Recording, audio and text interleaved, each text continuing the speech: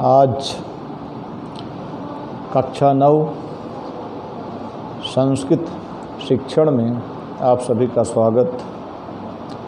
आज हम कक्षा 9 के पुस्तक के अंतर्गत निर्धारित अंश संस्कृत गद्य भारती का जो दूसरा पाठ है अस्माकं राष्ट्रीय प्रतीकानि, उसका कुछ अंश हम पढ़ा चुके हैं। जो राष्ट्रीय पहचान, राष्ट्रीय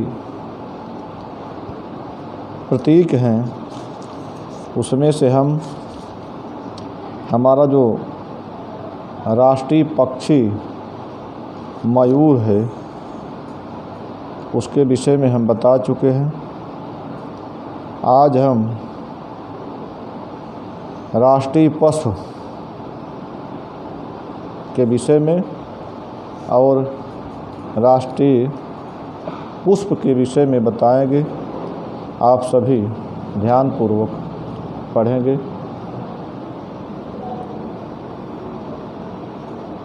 अब आगे लेखक राष्ट्रीय जो चिन्ह है, राष्ट्रीय प्रतीक है, उसमें राष्ट्रीय पशु जो व्याघ्र है उसके विषय में बता रहा है। पशुषु व्याघ्रः भारतस्य राष्ट्रीय प्रतीकम्। व्याघ्रेषु चित्र व्याघ्रः बहुवैशिष्ट्य विशिष्टो विद्यते। को न जानाति चित्र व्याघ्रस्य औजः पराक्रमं स्फूर्तिं च। एतज्जातीयाः व्याघ्राः अस्मद्देशस्य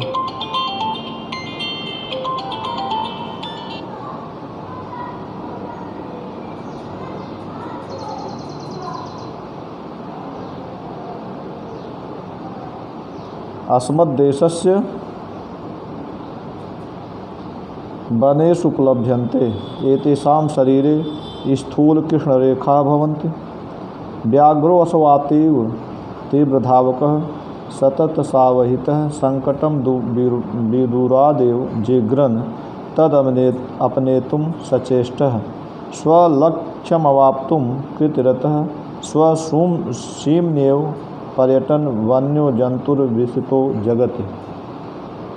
कह रहे हैं कि पशुषु व्याघ्रः भारतस्य राष्ट्रीय प्रतीकम्।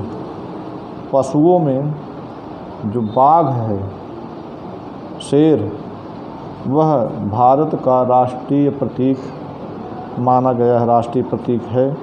व्याघ्रेषु चित्र व्याघ्र है, जो बाघों में, शेरों में जो चित्रल बाघ है, चितकबरा बाघ है, चितकबरा शेर है, वह विशिष्टो विद्यते। वह बहुत सी विशेषताओं से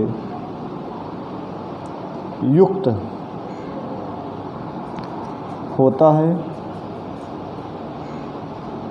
कह रहे हैं कि को न जानाति चित्र व्याघ्रस्य औजः पराक्रमं स्फूर्तिं च। करें चितकबरे बाघ के शक्ति, पराक्रम और स्फूर्ति को, उसकी तेजी की स्फूर्ति को, चेतना को भला कौन नहीं जानता। एतज्जातीयाः व्याघ्राः, इस जाति के बाघ, शेर अस्मत् देशस्य वनेषु उपलभ्यन्ते, हमारे देश के वनों में पाए जाते हैं। एतेषां शरीरे स्थूल कृष्ण रेखा भवन्ति। करें इनके शरीर पर मोटी काली रेखाएं होती हैं। व्याघ्रो असौ अतीव तीव्र धावकः। करें कि यह बाघ अत्यंत तेज दौड़ने वाला, सतत सावहितः, निरंतर सावधान रहने वाला, और संकटम विदूरादेव जिघ्रन्, संकट को दूर से ही सूंघ कर अर्थात समझ कर, जान कर, पहचान कर, तद अपनेतुं सचेष्टः, उसको दूर करने के लिए सचेष्ट रहने वाला, स्वलक्ष्यम अवाप्तुम कृतः, हमेशा अपने लक्ष्य को पाने के लिए प्रयत्नशील रहने वाला, स्वसीमनिव पर्यटन, अपनी सीमा में ही घूमने वाला, वन्यो जंतुर विशतो जगत, जंगली जीव संसार में प्रसिद्ध है।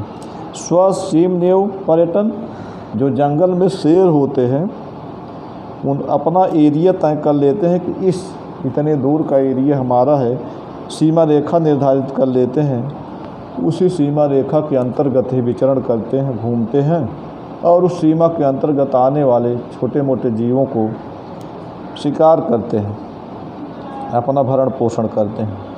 एक बार फिर इस गद्यांश का अर्थ देखें। पशुष व्याघ्र भारत से राष्ट्रीय प्रतीकम, पशुओं में व्याघ्र अर्थात शेर भारत का राष्ट्रीय प्रतीक है। व्याघ्रेषु चित्र व्याघ्र, शेरों में चितकबरा बाघ बहुवैशिष्ट विशिष्टो विद्यते, अन्य बहुत सारी विशेषताओं से युक्त होता है।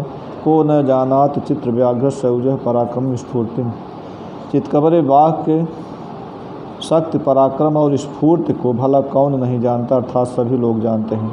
एतत् जातीयाः व्याघ्राः अस्मद्देशस्य वनोषु उपलभ्यन्ते, इस जात के बाघ हमारे देश के वनों में पाए जाते हैं।